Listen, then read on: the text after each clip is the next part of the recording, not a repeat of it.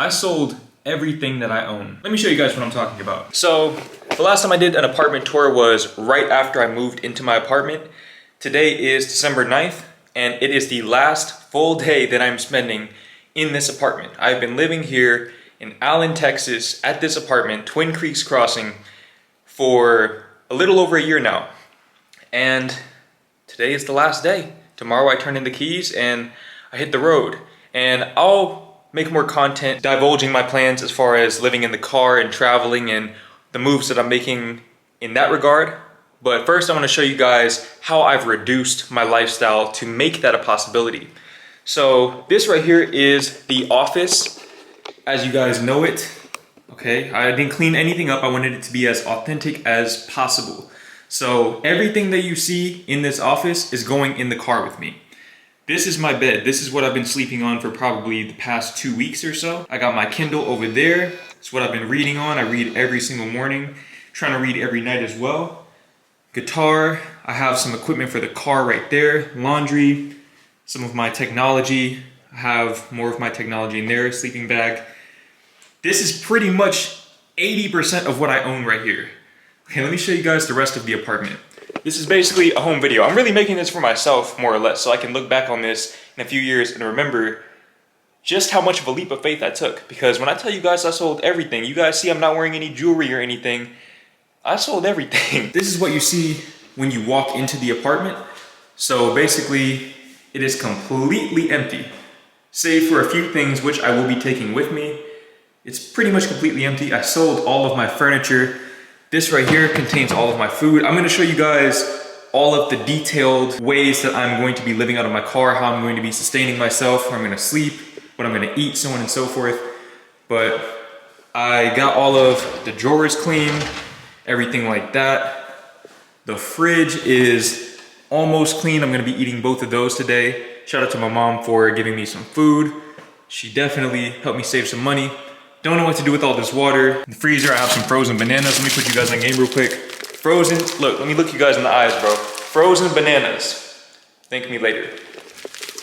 Goes back in there. Go ahead and close this so I don't run my electricity bill up before I leave. So you guys can probably hear a crazy echo too. Why am I out of breath? Why am I out of breath right? Okay, anyways, so this is the living room, or what's left of it. And like I said, all of my furniture I sold. Office furniture, I sold that as well. All of my clothing, other than what I'm wearing right now, which you guys can see, I'm wearing very modest clothing because it's pretty much all I have.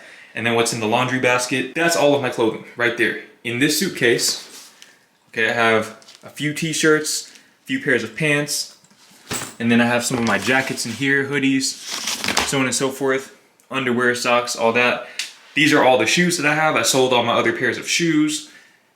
Look, man, when I tell you guys that I became a minimalist pretty much overnight, I became a minimalist pretty much overnight. Now, hold on, let me turn this light off, bro. Not gonna catch me lacking, bro.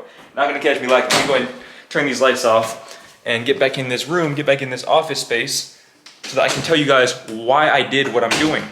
So, first of all, I wanna remind you guys of what this past year has been like for me. For anybody who hasn't been present through my journey this past year or so, it's probably been the single most tumultuous year of my entire life. And I mean that in the best and worst way possible. This year, I probably experienced the deepest level of self-resentment that I've ever experienced in my entire life. And a big part of the reason why is because of the decisions that I made this time last year. So just to recap, this time last year, December 9th, 2021, I had just moved into my apartment, literally 2 or 3 weeks prior. I moved in November 20th of that same year. And then, not even 3 weeks later, before I got my first electricity bill, I went out and got a BMW, a brand new BMW, and I leased it. Now, this was easily one of the biggest L's that I've ever taken in my entire life. L stands for lesson. I learned probably the most valuable lesson that I've ever learned, which is that a lot of these desires that we think we have are not actually our own desires. They're conditioning based. You see, it's easy for me to sit here and say that I regret going and getting that BMW, especially thinking about all of the money that I could have saved up during that time. Because making those $718, $719 a month car payments, $209 a month for insurance, that money could have went to a lot of different places. It could have just stayed in my savings or whatever. But I could have done a lot more with that money than to just pay it to this company, BMW Financial Services, and then turn around and end the lease prematurely and then have to pay $5,600 extra to get out of the lease contract, and then have to go and get a new car on top of that when I had a car that was paid off initially. I experienced, like I said earlier, some of the deepest self-resentment. I need to zoom in real quick so you guys understand the gravity. The deepest self-resentment that I've ever experienced in my entire life. I lost a lot of sleep over that one single decision. Months of therapy. I could not wrap my head around why I felt so compelled to go and get that car at that time. What I realize now is that sometimes when you follow your intuition, it takes you into a situation that exposes the deepest parts of yourself that you've yet to confront. It helps you develop a level of self-awareness that you didn't previously have. You see, me, I grew up truly believing that I valued materialism, I valued opulence. And that's not to say that it's wrong, it's inherently wrong to like nice things, but how do we define what nice actually is? Because right now, nice to me is that Mazda CX-5 that I have sitting outside, because I can actually live out of that car and cut my overhead down to the extent that I have financial freedom. My passive income covers my overhead every single month. That's nice to me. And then on top of that, being able to do that with the car payment being half as much as the lease payment for that BMW. Not having to get premium fuel, that's nice. Being able to drive and be more inconspicuous, not having to worry about parking in the furthest parking spot when I go to the grocery store, and then having to carry those groceries all the way to the end of the parking lot. Just little inconveniences like that. Not having to worry about those things, that is nice. Peace of mind is nice to me. A lot of people, they don't really take the time to question what they believe nice actually is, especially here in America. This is something that I've learned as I've interacted with more international people, is that this is largely an American problem. A lot of us, especially, I'm gonna go ahead and call you guys out, call us out. Black men, young black men. You know, when you listen to that trap music and you look at the NBA players and the rappers, so on and so forth, there's a part of you deep down within, unless you've been conditioned from a very young age to not think this way, a lot of us are predisposed to thinking this way.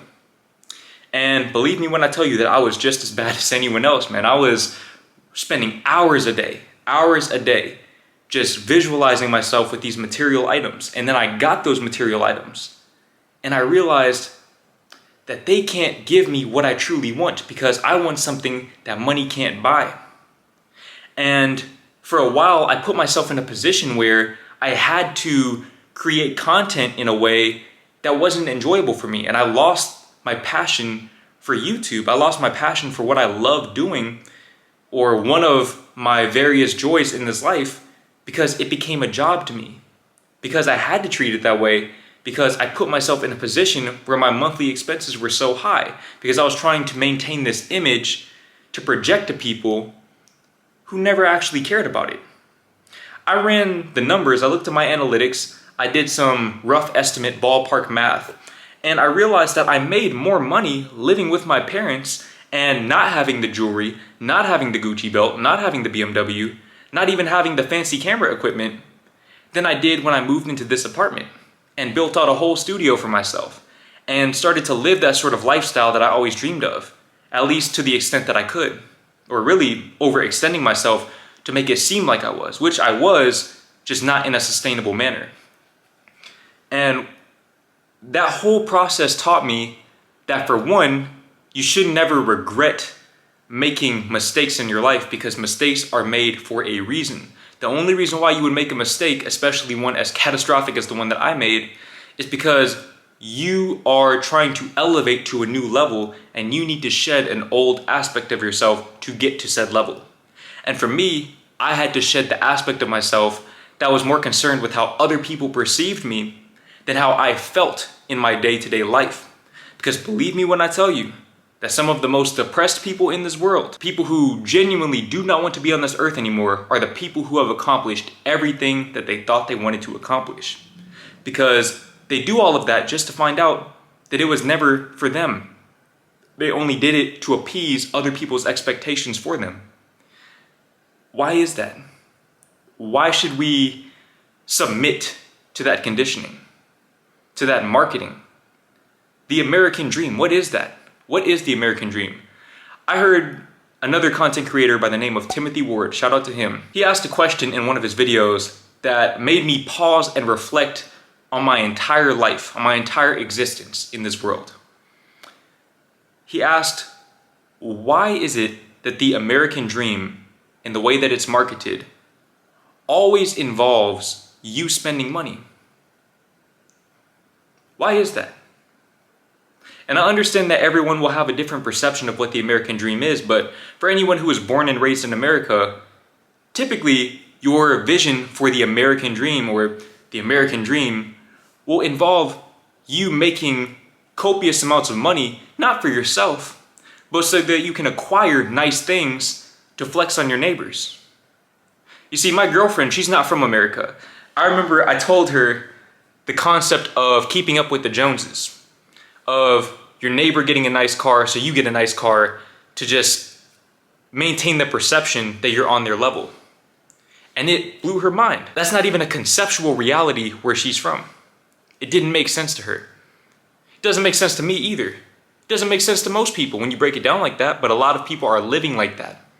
And I found myself in that same spot. Being in this internet space, I felt like getting all of these nice things would be beneficial for my brand image. But what is a brand image? What do I want to propagate to the youth, to the people who look up to me? What type of leader do I want to be? I've ran away from that title for a while because I understand at a deep level that I cannot lead you down your own path. But I can lead you to your own path. That's one thing that I can do, and that's one thing that I will do, and that's why I'm coming back to YouTube, as well as continuing to write my books and do consultations and whatever else I can do to provide value to you guys with a pure heart. Because now it's not about maintaining an image. It's not about utilizing the power of materialism or the perception of opulence in order to build a brand just so that I can get more money to keep doing the same thing and find myself in this cycle where I'm a millionaire, but I'm still living paycheck to paycheck, versus not being a millionaire, being able to quit YouTube right now if I wanted to, and be able to pay my overhead with my passive income. I found financial freedom now. But not only have I found financial freedom, I found spiritual freedom by getting rid of all of the stuff that was cluttering my space. Because for as much as it was cluttering my space physically, it was cluttering my mind tenfold. You'd be surprised at how much of the stuff that you have in your life you never actually use. I had stuff stashed away in the cabinet or in the storage in my apartment that I had completely forgotten about. Stuff that I bought for no reason at all, no reason whatsoever. It serves no actual purpose in my life. Everything that you've seen in this video serves a purpose. And if it doesn't, it's not coming with me. Everything that you see, this bed right here, this serves a purpose. Everything over there, it serves a purpose. These bowls that I bought, these spoons, this food, it serves a purpose. That battery over there, it serves a purpose. Everything here serves a purpose. Because everything that I have is a reflection of me. I serve a purpose in this life. I know my purpose. My purpose is to create and inspire through whatever means possible. Whether that be writing, content creation, or some unforeseen opportunity that I've yet to be exposed to. When you find your purpose in life and you start to live in alignment with your purpose, you begin to remove the things that don't have purpose in your life.